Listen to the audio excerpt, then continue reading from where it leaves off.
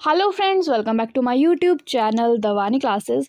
इस वीडियो में हम एक क्वेश्चन डिस्कस करेंगे। क्वेश्चन के फॉर्म में मैंने एक आपके लिए टॉपिक लाया है जो है कॉन्सेप्ट लर्निंग। ठीक है, अलग अलग स्ट्रेटजीज क्या हैं कॉन्सेप्ट लर्निंग की, साथ में what are the different levels of concept development. ये क्वेश्चन 16 मार्क्स में पूछा जाता है, तो उसके अकॉर्डिंग ये मैंने पूरा टॉपिक आपके लिए प्रिपेयर किया है। वीडियो हेल्पफुल लगेगी तो वीडियो को लाइक करना, चैनल को सब्सक्राइब नहीं किया तो प्लीज़ डू सब्सक्राइब, क्योंकि मैं आपके लिए इसी तरह की इंपॉर्टेंट वीडियोज़ आगे भी लेकर आऊँगी। और प्लेलिस्ट बनी है सभी सब्जेक्ट्स की, बीएड सेकंड सेमेस्टर के सभी सब्जेक्ट्स की प्लेलिस्ट बनी है सब्जेक्ट वाइज, तो आप वहाँ से उन वीडियोस को भी देख सकते हो और मैं और भी आपके लिए वीडियोस लेकर आऊँगी। ठीक है, तो चलिए शुरू करते हैं। हमारे आज के टॉपिक्स हैं। क्वेश्चन देख लीजिए। पहले हमारा क्वेश्चन है, what are the different strategies of concept learning and define levels of concept development. Okay, पहले हम कॉन्सेप्ट लर्निंग देखेंगे, उसके बाद हम जाएंगे कॉन्सेप्ट डेवलपमेंट के लेवल्स पर। तो कॉन्सेप्ट लर्निंग को और क्या कहा जाता है? Concept learning, okay, concept attainment and concept formation भी कहा जाता है कॉन्सेप्ट लर्निंग को। Concept learning encompasses learning how to discriminate and categorize thing. जो कॉन्सेप्ट लर्निंग है वो ये सिखाती है कि हम किस तरह से थिंग्स को डिस्क्रिमिनेट करें, उनको कैटेगराइज करें, यानी कि किसी भी थिंग को हम कैसे अलग अलग करें, उसको पार्ट्स में हम कैसे बदलें, ये सिखाती है हमें कॉन्सेप्ट लर्निंग।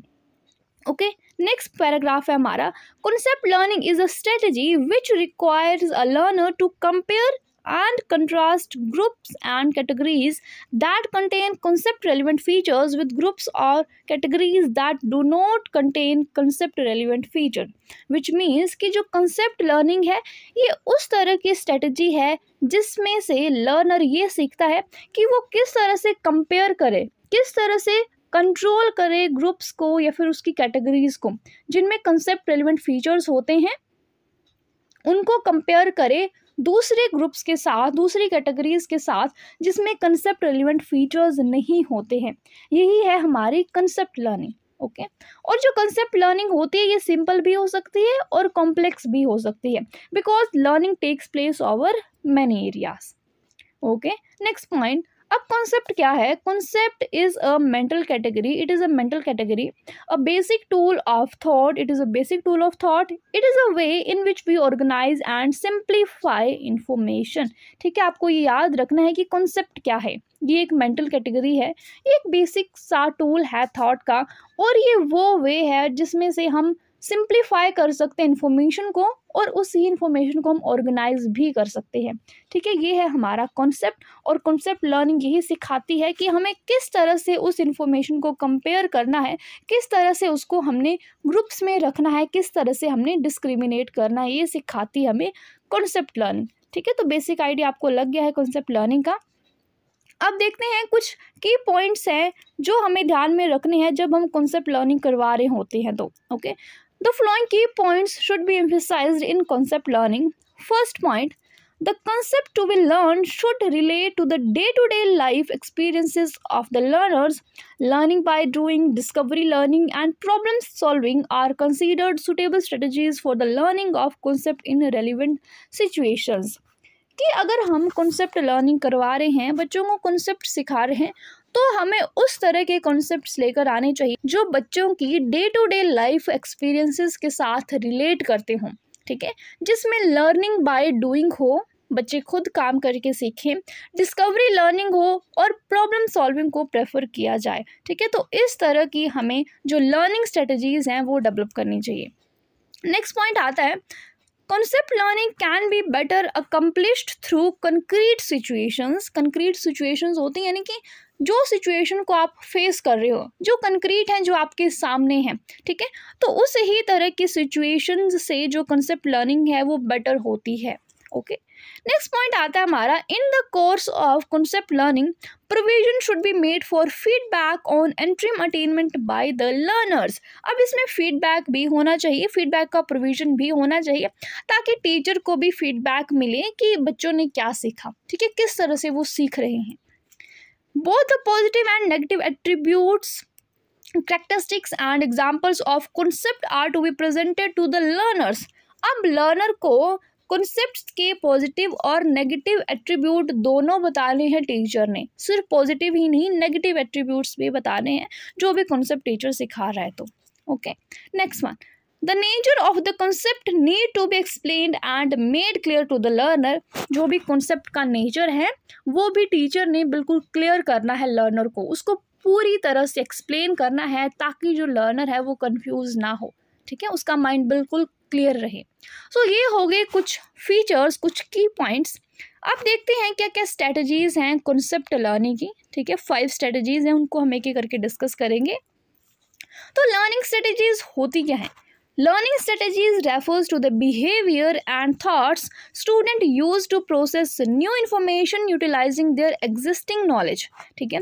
Learning strategies वो behavior है, वो thought है जिसका बच्चे यूज़ करते हैं नई information को process करने के लिए या फिर नए knowledge को gain करने के लिए या फिर नए knowledge को पुराने knowledge में adjust करने के लिए, ठीक है। ये होती हैं strategies concept learning की। Goods and Brophy divides following learning strategies are as following।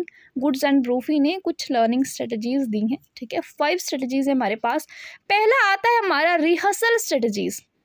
अब देखो बच्चे रिहर्सल से सीखते हैं, हम भी रिहर्सल से सीखते हैं, है ना। हमें कुछ पढ़ना हो, कुछ हमें याद करना हो, जैसे हमारा एग्जाम है तो हम बार बार उसको रिपीट करते हैं। आपका HP टेट है तो आप बार बार उन्हीं क्वेश्चंस को रिपीट करोगे, उनकी रिहर्सल करोगे ताकि जो कॉन्सेप्ट फॉर्मेशन है आपके माइंड में वो हो सके। ओके, सो देख लेते हैं इसको एक बार पढ़ के। Rehearsal strategies involves repeating words over and over to oneself to help recall information. Rehearsal क्या है? जब हम वर्ड्स को बार बार रिपीट करते हैं ताकि हम रिकॉल कर पाए इन्फॉर्मेशन को। These strategies are suitable for simple tasks and activation of information working memory और short term memory। ये वो strategies हैं जो हम simple task को perform करने के लिए use करते हैं इनका, और इससे जो information है ना वो हमारी working memory और जो हमारी short term memory उसमें store होती रहती है। इसका एक एग्जाम्पल भी है हमारे पास। रिहर्सल में इन्वॉल्व रिपीटिंग की टर्म्स अलाउड। जब हम की टर्म्स को अलाउडली बोलते हैं, जैसे स्टेजेस हैं कुछ थ्योरीज की, जैसे पियाजे की 4 स्टेजेस हैं तो हम उनको बार बार बोलेंगे, है ना, क्योंकि वो क्या है, की टर्म्स हैं उसकी थ्योरी की, तो वो होगी rehearsal. And copying the material और अंडरलाइनिंग द इम्पोर्टेंट पार्ट, जैसे मैं यहाँ पर अंडरलाइन करी इंपॉर्टेंट पार्ट्स को, तो ये भी क्या है, रिहर्सल स्ट्रेटजी है ताकि हमें याद रह सके, हमारे माइंड में कंसेप्ट फॉर्मेशन हो सके। नेक्स्ट आती है हमारी इलेबोरेशन स्ट्रेटजीज। इलेबोरेशन का हम बहुत यूज़ करते हैं, हमारे बीएड के एग्जाम में हमने पॉइंट लिख दिया और हम इलेबोरेट कर रहे हैं, है ना, ताकि जो इन्फॉर्मेशन है वो हमारी लॉन्ग टर्म मेमोरी में स्टोर होती रहे। Elaboration strategy help student to store information into their long term memory. It involve establishing internal connection between items to be learn. इससे जो इंटरनल कनेक्शन बिल्ड होता है, जो हम आइटम सीखते हैं ना, जो भी हम पढ़ते हैं, उसमें इंटरनल कनेक्शन बिल्ड होता है। For example, elaborating strategies include paraphrasing भी इसमें होती है, समराइज भी करते हैं हम, जनरेटिव नोट मेकिंग भी हम करते हैं। तो ये क्या है, ये इलेबोरेशन स्ट्रेटजी तो ही है ना। हम नोट मेकिंग करते हैं, एक पॉइंट लिखते हैं, हम उसको इलेबोरेट करते जाते हैं, तो ये भी होती है हमारी इलेबोरेशन स्ट्रेटजी। थर्ड आती है हमारी organisation strategies. Organisation strategies involve translating और ट्रांसफॉर्मिंग इंफॉर्मेशन। इसमें ट्रांसलेट करते हैं हम इंफॉर्मेशन को ट्रांसफॉर्म करते हैं, और ये स्ट्रेटजी यूज़ की जाती है ताकि हम इंफॉर्मेशन को ऑर्गेनाइज कर सकें मीनिंगफुल कैटेगरीज में, उसको हायरार्की में ऑर्गेनाइज कर सकें एंड सीक्वेंशियल स्ट्रक्चर में ऑर्गेनाइज कर सकें, ताकि वो उस इन्फॉर्मेशन को हम बाद में विजुलाइज कर सकें, एनालाइज कर सकें, अंडरस्टूड कर सकें और इनकोड कर सकें, उसको मीनिंग्स में हमारी मेमोरी में उसको स्टोर कर सकें। Okay, similar to elaboration strategy की ही तरह जो ये हमारी ऑर्गेनाइजेशन स्ट्रेटजी है, it facilitate deep processing of the information and meaningful encoding into memory. और कौन सी मेमोरी, हमारी लॉन्ग टर्म मेमोरी में हम इंफॉर्मेशन को स्टोर कर सकें, इसके लिए हम ऑर्गेनाइजेशन स्ट्रेटजीज़ का यूज़ करते हैं कंसेप्ट बिल्ड्स करने के लिए। कॉम्प्रीहेंशन मॉनिटरिंग स्ट्रेटजीज जो हमारी 4th स्ट्रेटजी है। Comprehension monitoring strategy is use to access the learners understanding of the learning material. इसका यूज़ इसलिए किया जाता है ताकि हम ये पता लगा सकें कि बच्चे की अंडरस्टैंडिंग कितनी है किसी भी पर्टिकुलर टॉपिक के लिए।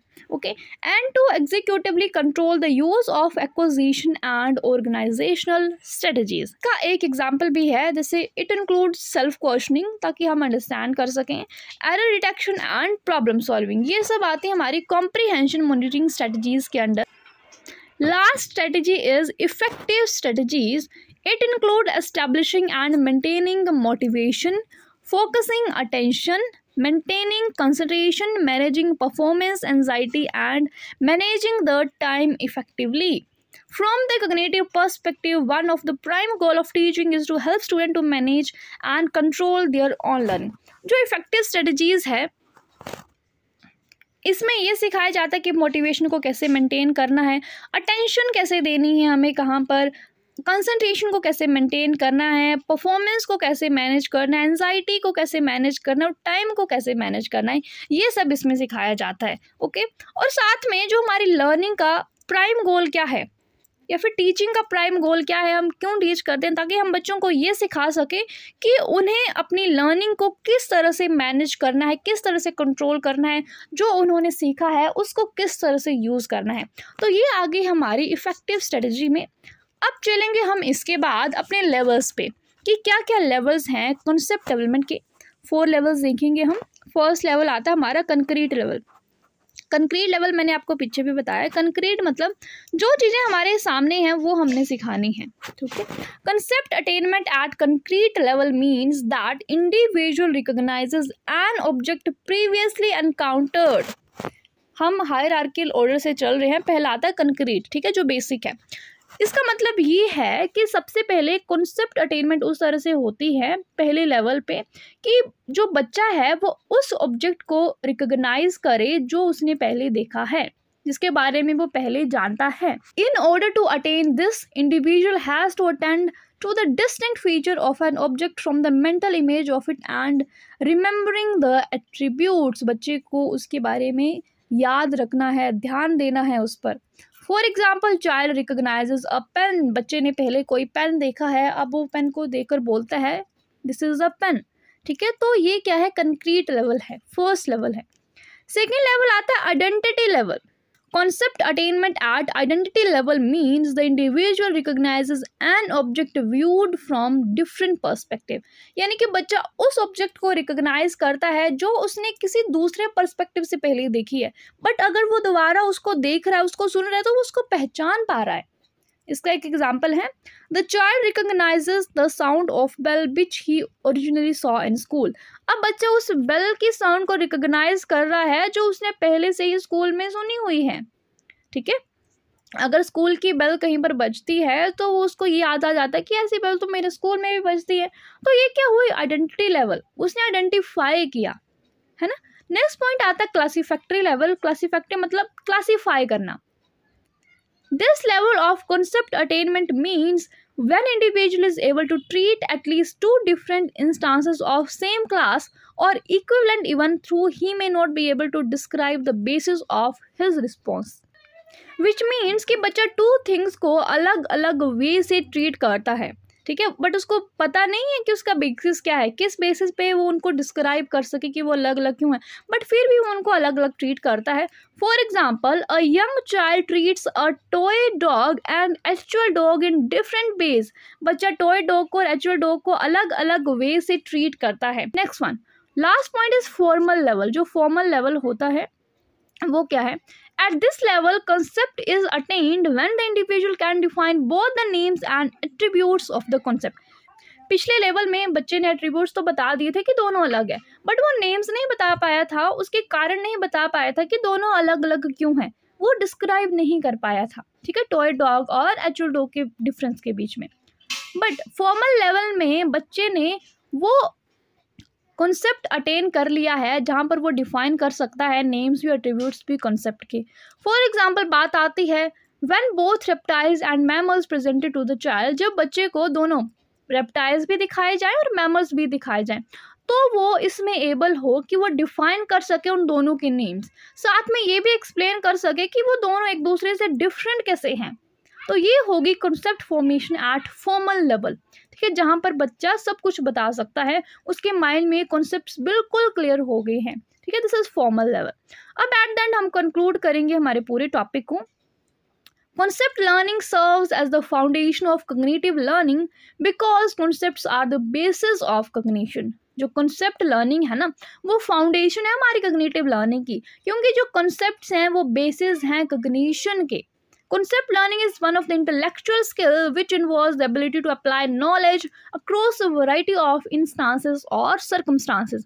Concept learning एक intellectual skills है जिसमें वो ability होती है, बच्चे में वो ability develop हो जाती है ताकि वो अपने knowledge को apply कर सके, अलग अलग जगह पर, अलग अलग circumstances पर वो अपने knowledge को apply कर सके, ठीक है। तो यहाँ पर हो गया हमारा पूरा ये टॉपिक कंप्लीट concept learning का, concept development के levels का भी, ठीक है। वीडियो कैसी लगी कमेंट सेक्शन में कमेंट करके जरूर बताना। हेल्पफुल लगी हो तो वीडियो को लाइक करके जाना। चैनल को सब्सक्राइब नहीं किया तो प्लीज़ डू सब्सक्राइब। जल्दी मिलते हैं नेक्स्ट वीडियो के साथ। Bye bye, take care.